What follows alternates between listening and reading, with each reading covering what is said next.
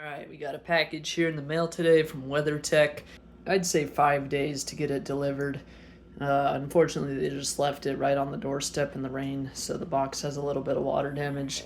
But thankfully, there's nothing electronic, so that don't really matter here. If you don't know what these are, they're floor mats that are custom molded to your exact vehicle. So whereas generic ones, they're usually too big or too small or flop around. These are supposed to be a direct fit for a 1996 to 2002 Toyota 4Runner. So as you can see here, we got the front right, the front left. Have a little warning sticker here we can peel off. Got the official WeatherTech logo. Then here we got the back piece. Looks like it's all just one. So that's kind of nice because it covers that center where people can sit. I believe this one's the driver's side. There's the little hook. Then here it came with some instructions as well as a hook. So we can remove our existing one if we have one, hook that into place, and this portion will hook into this little loophole to prevent it from sliding around when you're stopping and braking or using the clutch if applicable.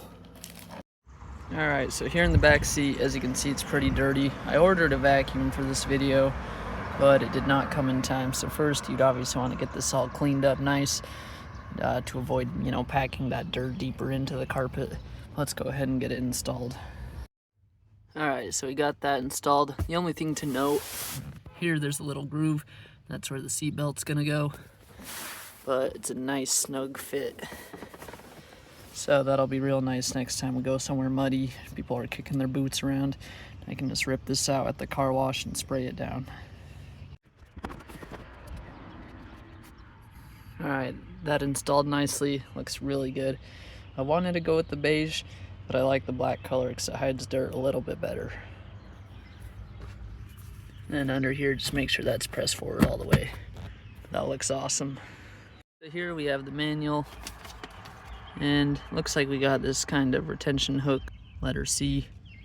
So you have this little piece.